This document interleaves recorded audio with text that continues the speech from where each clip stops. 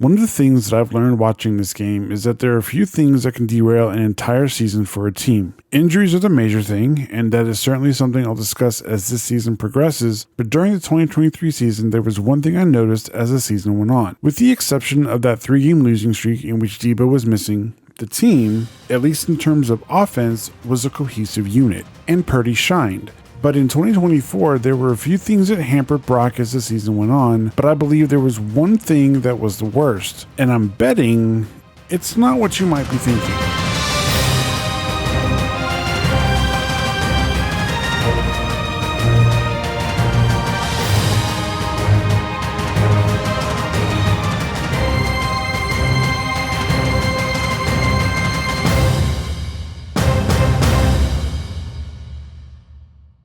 One thing I've observed as my football knowledge has expanded is this: quarterbacks can't do it alone. As much as people want to praise Josh Allen for being great, and I am one of those people because after Brock, Allen is my second favorite quarterback, not even he can do it alone. He won the MVP in the 2024 season, not because of his stats, but because he did more with less. And while Josh Allen single-handedly won games off of his gameplay alone, he still had to have receivers who caught his passes, and, let's be honest, James Cook proved to be a really good running back. I should know, I had him on one of my fantasy teams. I'm also a fan of Joe Burrow. He proved in 2024 through his stats that he was one of the best quarterbacks in the league. But what did people say about him at the end of the season? Well, he's good, but he didn't even make the playoffs. No, he didn't. Now, while there were games in which Burrow didn't play up to his standards, there were games where he had to put up many points because his defense couldn't stop the other team from scoring. But what did Burrow have for all of, or most of, the entire season? Jamar Chase and T. Higgins. And at running back, Chase Brown. He had 2 dedicated wide receivers and a dedicated running back. He had consistency. Let's bring it back to Purdy. In 2023, Purdy had Deebo Samuel, Brandon Ayuk, Christian McCaffrey, and George Kittle. And with the exception of Ayuk in week 3 and Deebo in week 6 through 9, Purdy had all 4 of those players on a consistent basis. The offense, as I said before, was cohesive because all of the moving parts of the offense were there.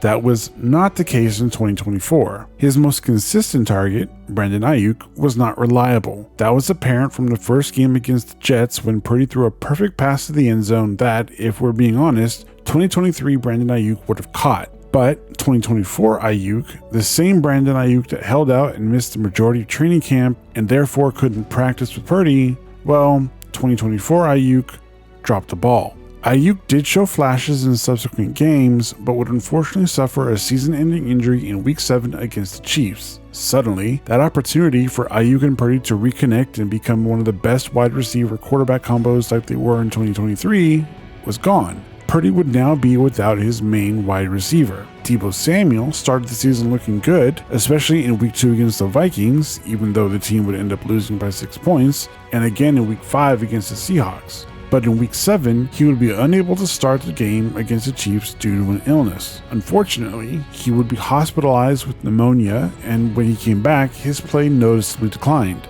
A few other things would end up happening as the season went on, but let's be real, all of that deserves its own episode.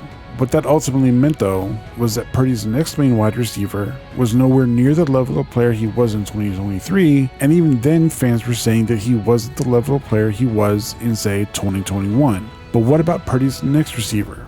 Well, obviously, if you watched last episode, you'd know that while Juwan Jennings and Purdy formed a great connection, there were still a few limitations. Listen, for as good as JJ is, and he is a beast, one of the things I noticed right away was that he simply wasn't as fast as Ayuk. Make no mistake, Purdy was still able to hit Jennings with many good deep passes, but watching Ayuk break away from defenders after he caught the ball versus JJ, it just looked like Jennings wasn't fast enough.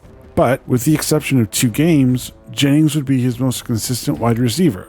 And that's because Purdy's last main wide receiver didn't officially make his first start until Week 7 due to his injury. But Pearsall had only so many games to make that connection with Purdy, and of the 11 games he was eligible to play in, he was only able to make a significant impact in 3 of them. I could be generous and say 5, but he only had over 50 receiving yards in 3 of them. Coincidentally, those 3 games were the only ones he actually scored a touchdown in. So, in terms of wide receivers, Purdy had no wide receiver 1, a wide receiver 2 who was not the player he once was, a wide receiver 3 who had to step up and basically become a wide receiver 1, and a wide receiver 4 who was coming back from a horrific injury. There was no consistency from game to game with his wide receivers. I mean, at certain points throughout the season, Purdy was throwing to his wide receiver 5 and wide receiver 6. Now, I can already hear people saying, well, a great quarterback will rise above that.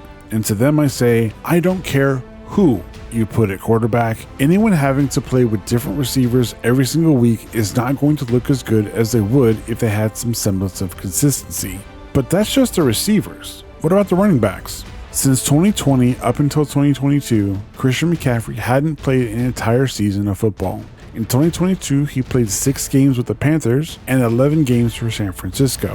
In 2023, he played 16 games, though he did end up leaving the Browns and Commanders game early. But in 2024, after he was reported to have a calf injury, it was later diagnosed as bilateral Achilles tendonitis. He wouldn't start a game until week 10, and 3 weeks later he would suffer an injury to his PCL, effectively ending his season. Now, the ramifications of the McCaffrey injury would affect the entire season in a lot of ways, but that will also be its own episode. For now though, Purdy would be without his running back 1 for the entire season. Unfortunately, McCaffrey's backup, Eli Mitchell, Purdy's running back number 2, was out for the season due to injury. So Purdy didn't even have his running back 2 to play with. Who he did have, however, was Jordan Mason. Now, for those of you who've watched this entire series up until this point, you'll remember this awesome moment.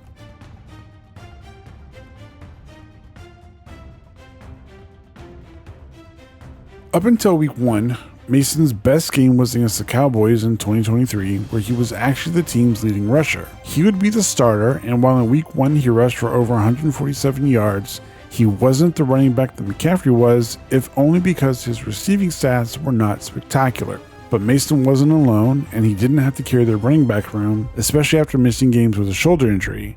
His backup was Isaac Guerendo, a rookie. So at running back, Purdy had an RB1 who was up until this point a running back 3, and an RB4 who had been drafted that very year. Now, don't get me wrong, Jordan Mason had a great season when he was on the field, and Guerendo showed flashes of greatness, especially near the end of the season, but McCaffrey and Purdy had built up such a great connection, especially in the receiving department, that it just never felt like the connection with Mason and Guerendo were there. What's interesting though, at least when it comes to the run game, were the rushing leaders for the entire team. Jordan Mason was number 1 with 789 yards and 3 touchdowns. Isaac Guerendo was number 2 with 420 yards and 4 touchdowns. And then you have the number 3, Brock Purdy, with 323 yards and 5 touchdowns. Just something to keep in mind for later. The very best that could be said about connections and consistency was the fact that out of all the players that were in and out throughout the entire season,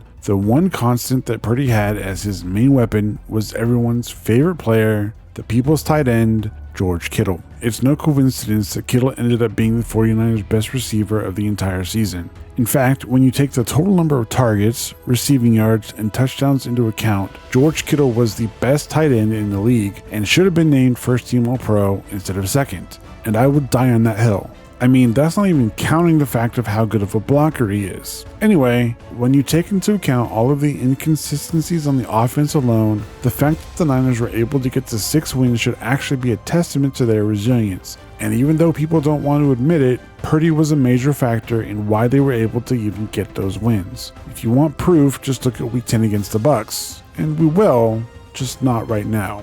And that's because this whole episode has been about the offensive struggles with consistency. And I'm going to do something that I normally wouldn't do, especially because the series deals with Purdy's journey through the NFL. But you know what they say, sometimes the best offense is a great defense. And I think it's time that we dedicate an episode to what will become the Niners' weakest link of this season.